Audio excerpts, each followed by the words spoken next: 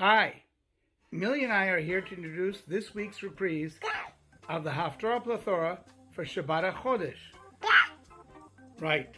Last year, Rick and I recorded the episode on the Shabbat of Vayekel Pikudei.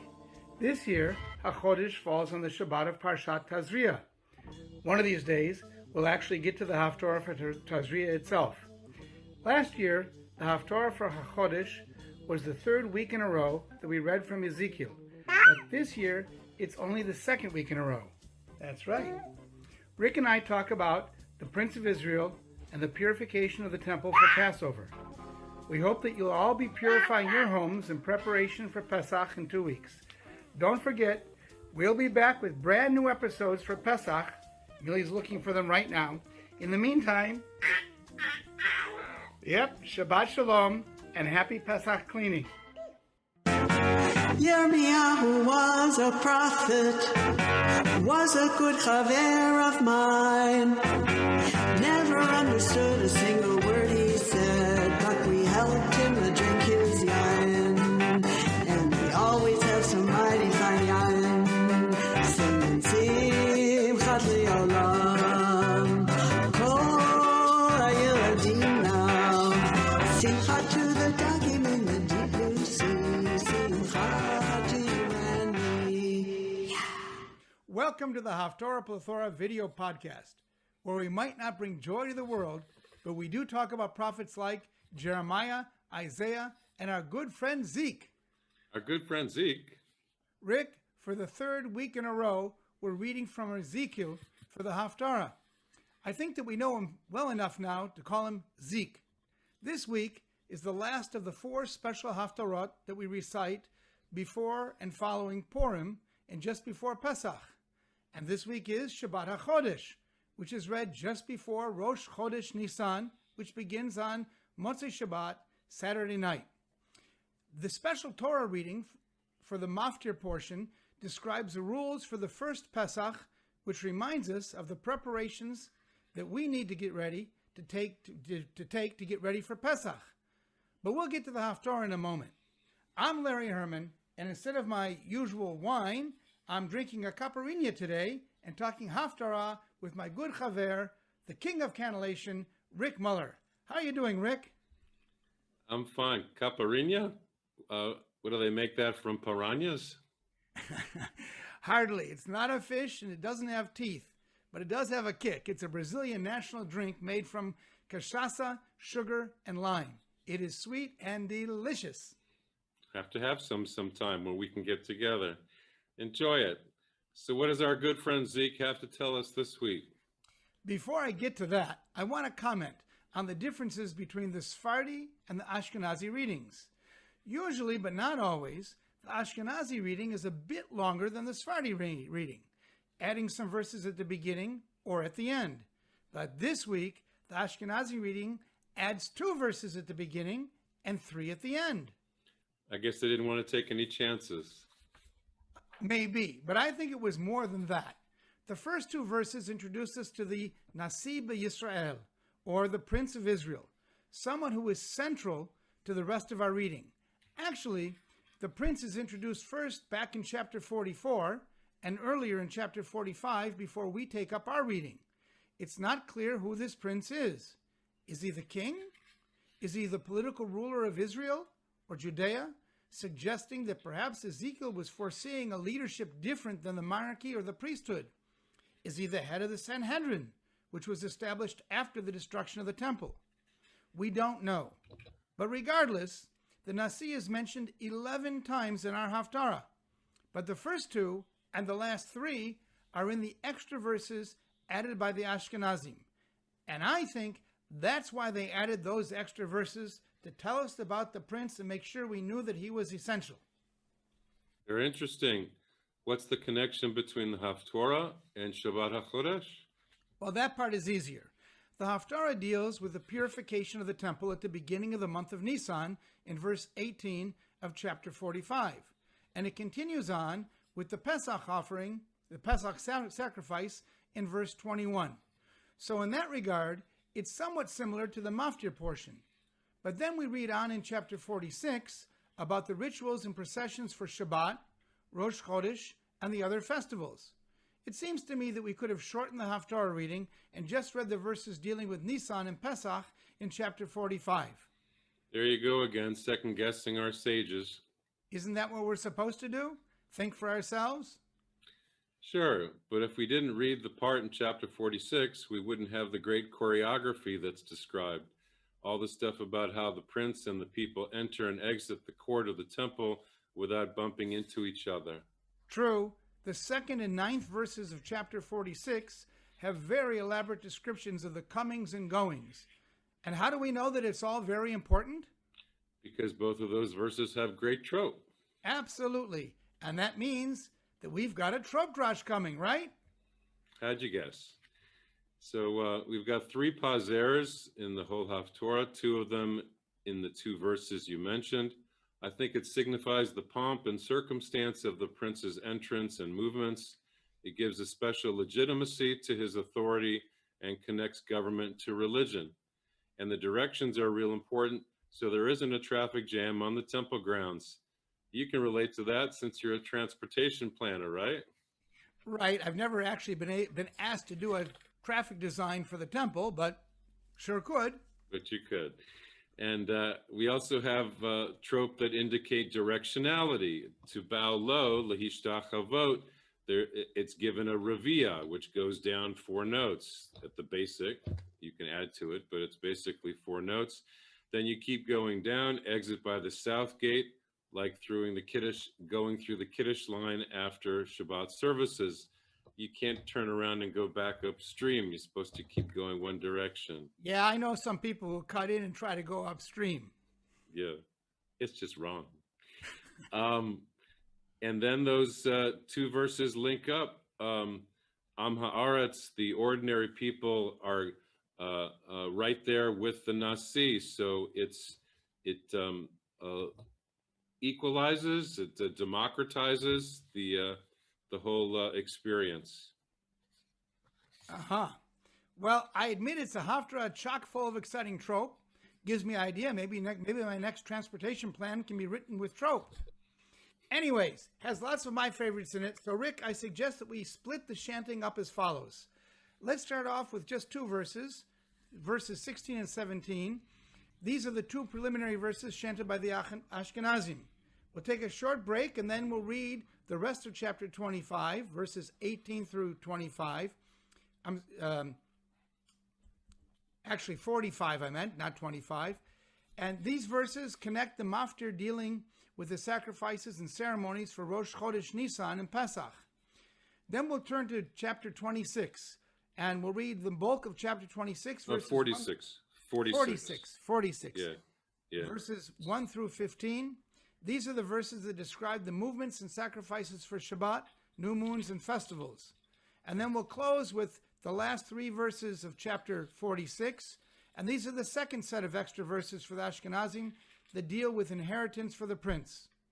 The Haftarah itself begins on page 1291 of the Eitz Chaim Chumash. Anything else special you want to note about the first verses before the bracha? No. All right, well, give us the bracha and let's read. Baruch atah Adonai Eloheinu melech haolam, asher kitshanu b'mitzvotav v'tzivanu la'asok b'divrei Torah. Amen. Kol ha'am ha'aretz yiyu el ha'truma hazot la'nasi b'Yisrael ve'al ha'nasi yiyeh ha'olot ve'hamincha ve'hanesech b'chagim uve'chodashim uve'shabbatot b'chol moadei Beit Yisrael hu ya'aseh et hachatat ve'et hamincha ve'et ha'olah ve'et ha'shlamim lechaper be'ad Beit Yisrael. You know, Rick, if you don't mind, I want to go back to the 2 verses you just read. A couple of things hit me as you were reading them. The first is, there's a special trope on the very first word, yativ, and it's kol ha'am ha'aretz. all of the ordinary people. And I think that that gets to the point that you were making about the democratization. All of the people, not some, but all of the people have to come to give their trumah. Yes. The second thing I noticed is, boy, right in that second verse, verse 17, you got a bunch of special trope, including that zarka and segol on the offerings. Yes, on the mincha, and we were questioning whether that raises up the mincha offering to something more important.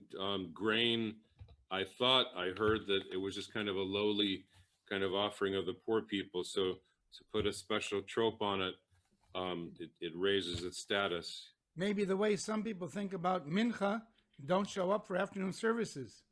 Anyways, before we get to the next set of verses, I actually have a comment on verse 19 coming up.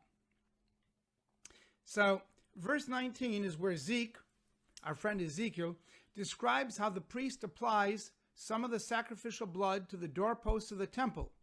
And this is in contrast to our Maftir reading, which describes how the individual Israelites, before the Yetziat Mitzrayim, when they were in Egypt, were to apply the paschal blood to the doorposts of their homes. Now, the commentary in Eitz Chaim, at the top of page 1291, notes that these are two different spaces. The temple is the communal space, and the home is the family space. Both are important aspects of our identities. We have obligations and attachments both to our individual identities and to our community identities. That's why on Pesach, we're required to feel as though we ourselves were part of Yetziat Mitzrayim, the Exodus. I like the juxtaposition of both the role of the individual and his family and the community, the larger group with which he's associated. As the commentary notes, we must repeatedly consider how we live in both homes. Loyalty to hearth and blood of our own personal homes, and loyalty to our communal obligations in our communal home, the temple, or nowadays the synagogue. Both are important, even essential, even if there is sometimes a tension between them. And that's all I got to say about that. Yep, that's great. Good stuff. So before the next section, the zarka and the segol on Koamar, Adonai Elohim, the pronouncement gets the rare trope, the attention getter trope in the beginning of verse 18, and then that comes back again the next chapter, the first verse there. So it's a formula that all the prophets use. They put the rare trope when they say, hey, and God says this, to capture the people's attention. In verse 21, you have a Zakef Gadol on Chag. It highlights the word holiday to attract people's attention to that. Yeah, because it's attracting attention to Chag Shavuot, which a lot of Jews actually forget about. Yes. And then there's a pazera in verse 25 to really emphasize that it's the seventh month.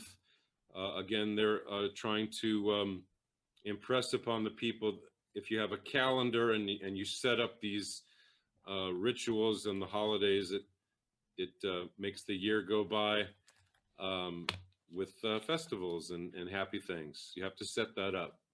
Planned happiness. All right. Well, why don't you bring us back, take us again on starting with verse 18. O Amar Adonai Elohim Barishon Bechad LaChodesh Tikach Parben Bakar Tamim Vechiteta Et HaMikdash Velakach HaKohen Midam HaChatat Venatan El Mezuzat HaBayit Vel Arba Pinot HaZara LaMizbeach Ve'am Mezuzat Sha'ar Echatzer HaPenimit V'chein Ta'aseh B'Shiva V'Chodesh Me'ish Shogeh umipeti v'chipartem et habayit barishon barba asar yom lachodesh yeh lachem hapasach chag shvuot yamim matzot yeachel ve'asa hanasi bayom hahu ba'ado by himself uve'ad kol am ha'aretz with everybody else parchatat v'shivat yemei chag ya'aseh ola l'Adonai shivat parim v'shivat elim tamimim layom shivat ayamim v'chatat sirizim layom umincha efa lapar ve'efa la'ayil ya'aseh v'shemen in la'efa v'ashvi v'chamisha asar yom lachodesh bechag ya'asecha ele shivat hayamim kachatat ka'ola v'chamincha v'chashamen. Very nice. So, Rick, now we move to chapter 46, and it's a change of theme, a little bit of a change of theme, because we're no longer talking about the Pesach. And I know you're going to want to say a few things about the Koamar, the Zarka again, but I'd like you also to talk about verses 2 and 9, which are both about the comings and goings. Yes. So verse 2, you have the pazer on Hanasi, the most rarest trope on the most important words. So the prince there, and then the directionality in verse 2, Vishtachava, he bows down, then he comes back up, go down, then coming back up.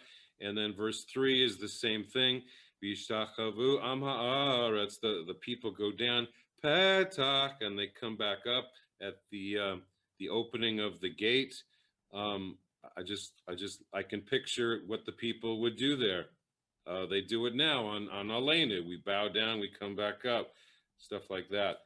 Maybe we need you singing before the Kiddush to tell people how to get to the Kiddush table. Sure. And then in verse 9, again, the pazer, the prince is coming, the one who comes, but everybody is their own little prince. Everybody has their own role. And again, Lehishtachavot there goes down with the Revia, the trope that leads you down. But it's an up and down thing. And then verse 10, the prince again has the importance there in that sentence. There isn't even a lead-in. It starts off with the et nachta, which is unusual, but it just it's a double highlight on that word.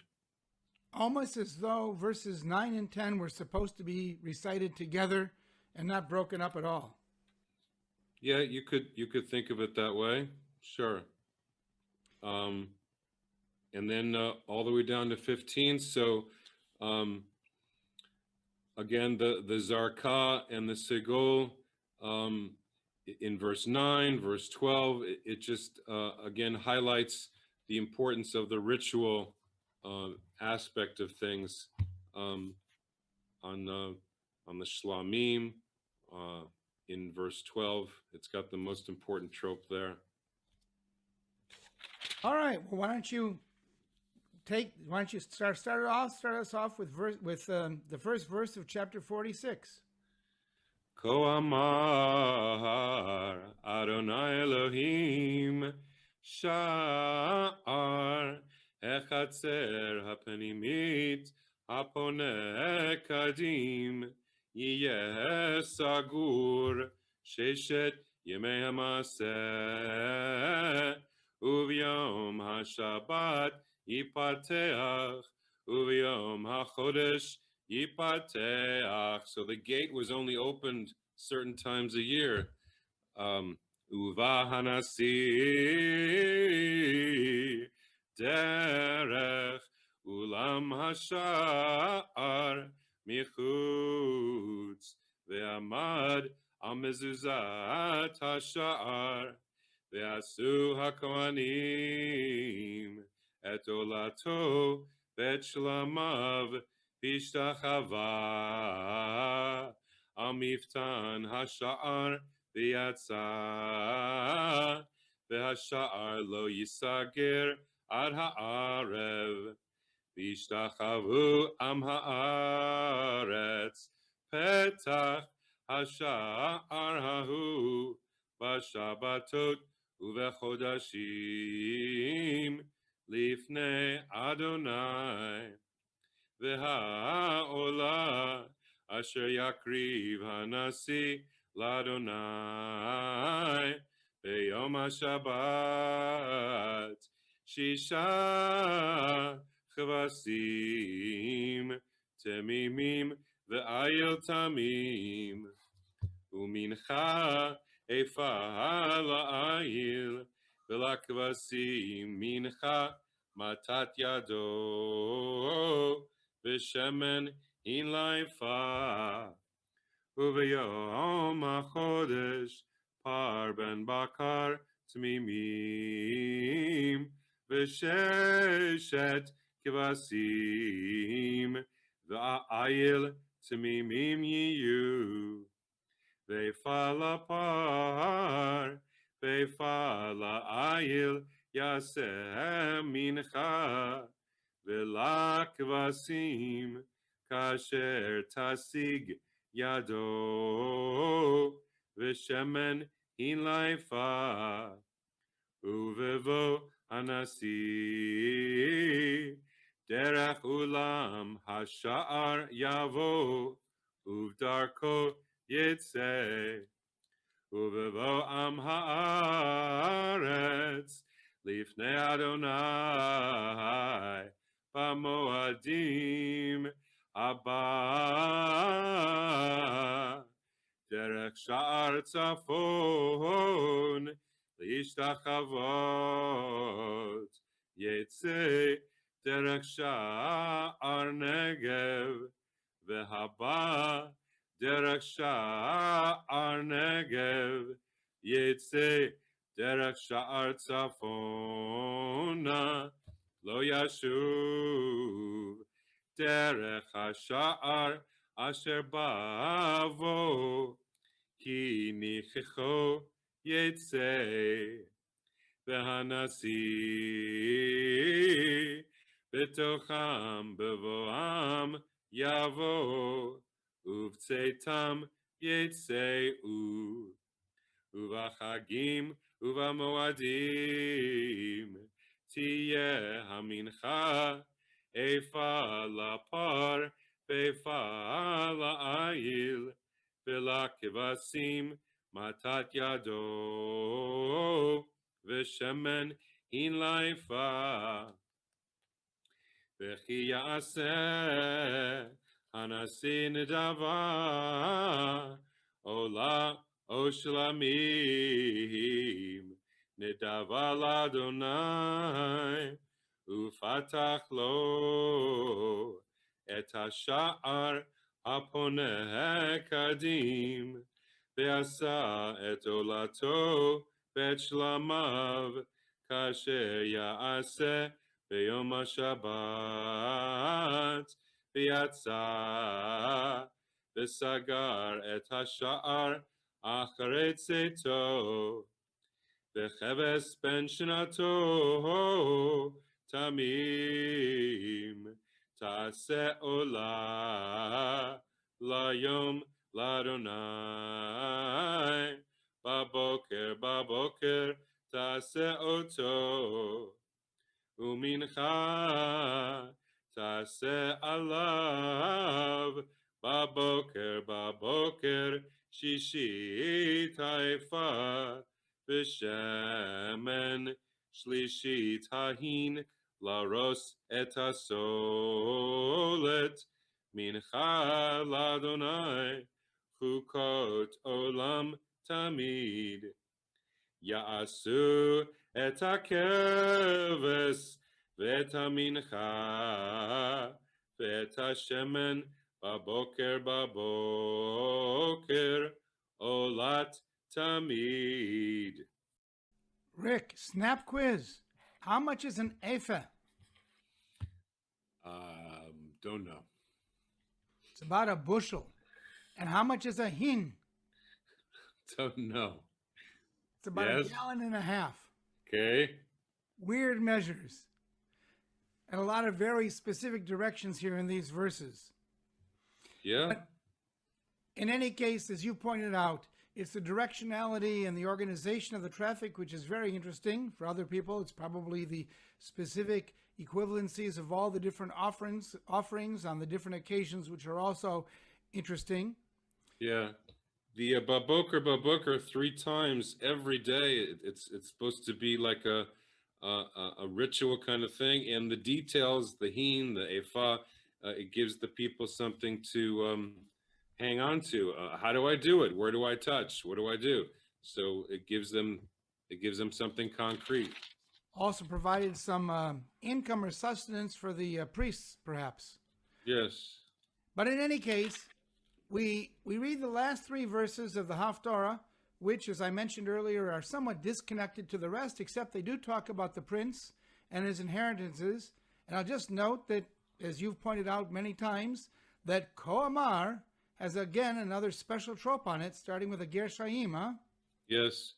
Not as strong as the other 2, but still the subheading, the title of the group of verses there falls under that. So there is some importance to it, but not as much as the other. All right, Rick, well, take us home with those last 3 verses of the Ashkenazi version of the Haftarah. Ko amar Adonai Elohim ki yiten hanasi matana leish mibanav nachalato hi לבניו תהיה, אחוזתם היא בנחלה, וכי ייתן מתנה מנחלתו לאחד מעבדיו, והייתה לו עד שנת הדרור, ושבת לנשיא, אך נחלתו בניו להם תהיה, ולא ייקח הנשיא מנחלת העם, להונותם מאחוזתם, מאחוזתו ינחיל את בניו, למען אשר לא יפוצו עמי. Ish me'achuzato. Rick, I just saw another connection for the last 3 verses, between the last 3 verses and the rest of the Haftarah. Yes. Especially that last verse, which actually is protecting the people. It says that the prince cannot take property from the people. The From the Am. Once again, we could give a drash on this, talking about the democratization and protection of the people themselves. But rather than go on, we'll conclude this version of Haftarah Plethora, wishing everybody a Hodesh Tov, starting on Motzei Shabbat, Shabbat Shalom, and we'll see you next week, where for the first time in 3 weeks, we won't be reading from our friend Zeke. So Shabbat. And one more thing. You've got our emails at the bottom of the screen. We'd love to hear from you. And thanks to our good friend Norm for all the wonderful work he does with the with all the credits. Shabbat Shalom. Shabbos.